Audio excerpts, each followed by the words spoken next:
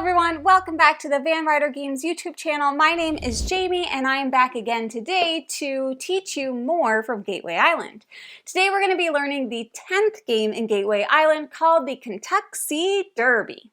The Kentucksea Derby is a game for 3 to 6 players and will use the following mechanics: racing, auctions, betting, simultaneous action selection, and take that. So without further ado, let's learn how to play the Kentucksea Derby.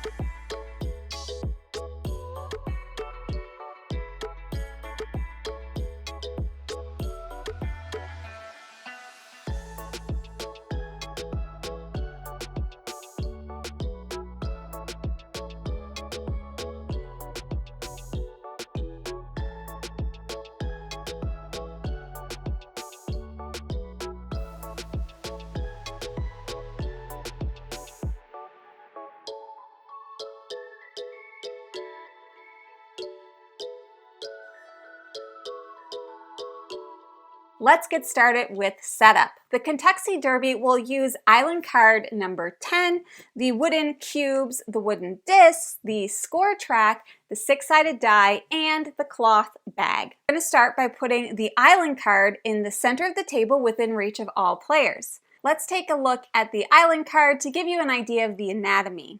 So first we have the start and the finish line, which is right here. The area around the card is the racetrack. The speed table is right here in the center. We have the laps here on the side and the turn order track down here at the bottom. And last but not least, we have the race results right here on this side. If playing with fewer than 5 players, we're going to place a black disc on the 3rd lap. And we are going to be setting up here for a 3-player game, so we will go ahead and do that. This lap will not be used. Each player should take 3 cubes in their chosen color. They will then place one of those cubes on the 40 spot of the score track, which will be your score cube. Keep the other 2 cubes in hand. One of them will be used in the turn order track during the game, and the other will remain in front of the player as a reminder of their color. Then we'll place 1 cube of all 6 colors near the island card beside the starting space, just behind the finish line. This cube will be called the racer. Please note there will always be 6 racers regardless of how many actual players will be playing the game. Next, we'll place 1 cube of each color in the 1 space of the lap area. These cubes are called lap trackers. Then we'll place 1 cube of each color in the bag, and then we're going to draw random cubes from the bag one at a time and place them in the first column of the speed table from top to bottom.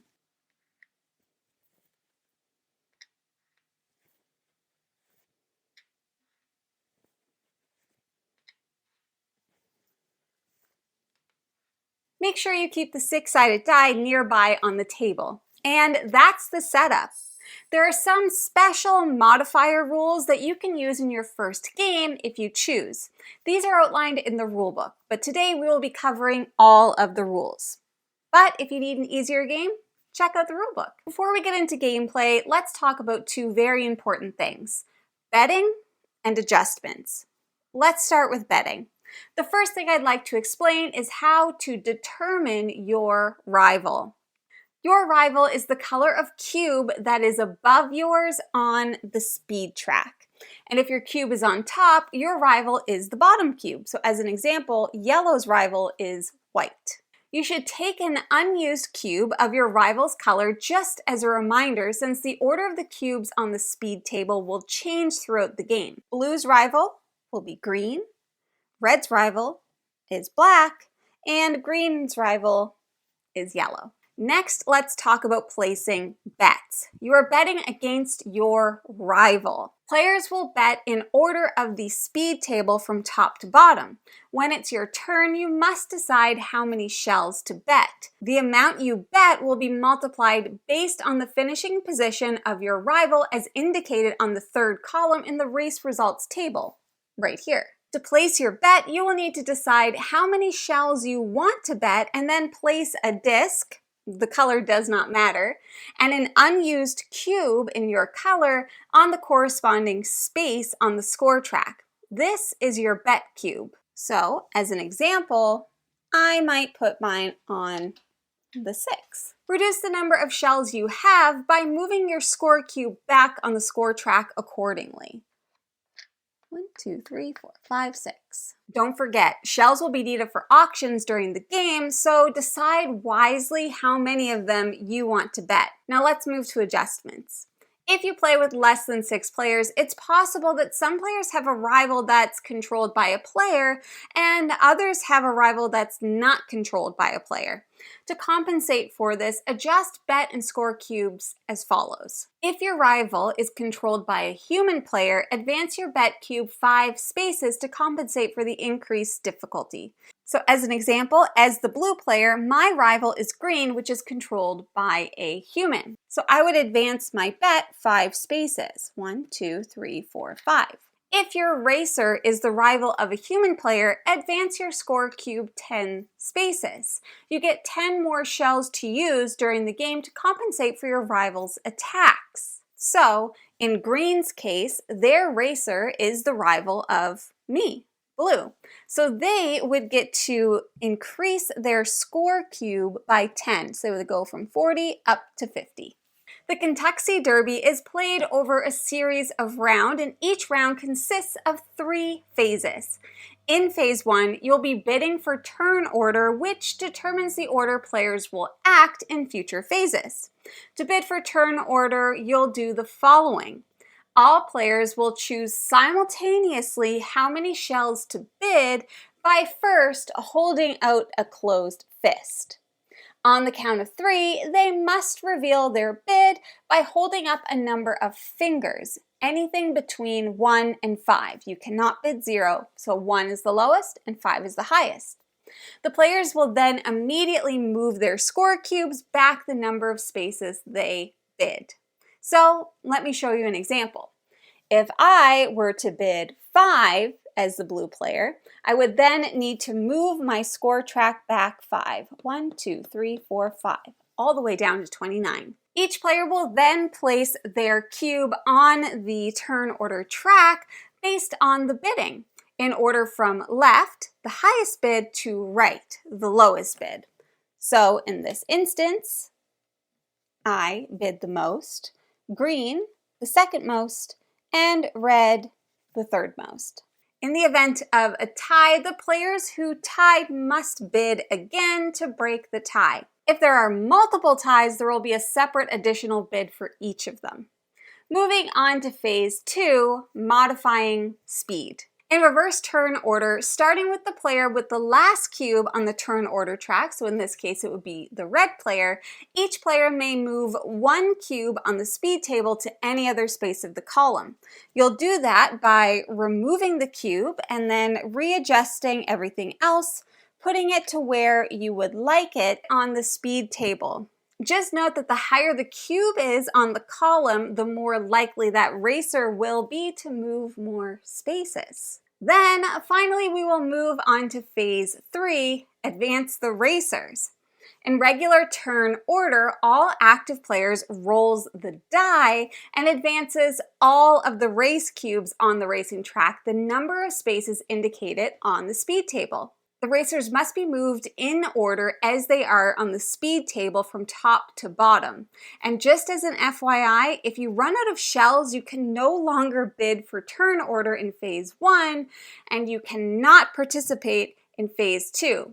However, you still get to roll a die in phase 3. So let's do an example. Green rolls a 3. So 3 for yellow is going to be 5 spaces. 1, 2, 3, 4, 5. For blue, it will be 5. For green, it will be 5. Oops. For red, it will be 3. For black, it will be 1. And for white, it will be 6. When a racer crosses the finish line, move the lap tracker of the same color to the next lap area. If the racer was already on the final lap, place the lap tracker in the topmost available space on the race results table. Let me show you what I mean. So if we were further along here in the race, let's say we look a little bit like this, and blue is going to advance across that finish line, well then blue has completed a lap and we'll move them into the next lap area. Now if we had already been here in our second lap with everyone and blue was crossing the finish line again and they're meant to go up into the next level, but in a 3-player game they couldn't because they only do 2 laps, we will then place that cube in the top space of the results table. The game will end at the end of the round if at least one racer has completed a final lap as follows. In a 3 or 4-player game, a racer must complete 2 laps. In a 5 or 6-player game, they must complete 3 laps. The first racer to finish the race is placed on the top space of the final order table. The round will continue until all players have rolled the die in phase 3. Then the final order table is filled according to the position of the racers still on the racetrack. If 2 or more racers are in the same space, you'll refer to the speed column to break the tie. Remember, that's right here. So let me show you an example.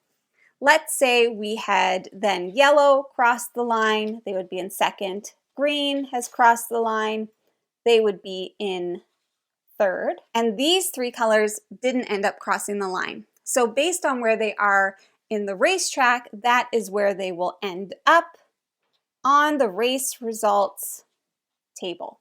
If black and white were in the same space as an example, then we would look at the score table and see that black would actually be first because it's ahead of white, and the table would end up looking like that. Once the final order is complete, each player scores points as follows. You'll score points shown in the middle column of the final order table based on the position of your racer. As an example, I have 60 right up here for blue. Then you'll score your bet times rival multiplier. Skip this part if you're not playing without the bets, but for those of you that are, multiply the number indicated by your bet cube and the multiplier in the 3rd column of the final order table in the row of the rival's cube. So as an example, you'll remember my rival is green. They came in 3rd place, so we are going to multiply our bet by 3. Score points equal to the number on the score track for your score cube. The player with the highest score is the winner. In the event of a tie, the winner is the tied player with the cube in the highest position on the speed column. And that's the Kentucksea Derby. Now, if you enjoyed this game and the mechanics you've used, we'd love to recommend a next step game that you can try. And for the Kentucksea Derby, that game is going to be Long Shot the Dice game from Perplexed. In Long Shot the Dice game, you and up to 7 other players will strategize and push your luck as the action unfolds in a tense race of 8 horses. During the game, you buy horses, place bets, influence race movement, and utilize special abilities. While there are many ways to earn money during a horse race, only the player that makes the most money will be declared the winner.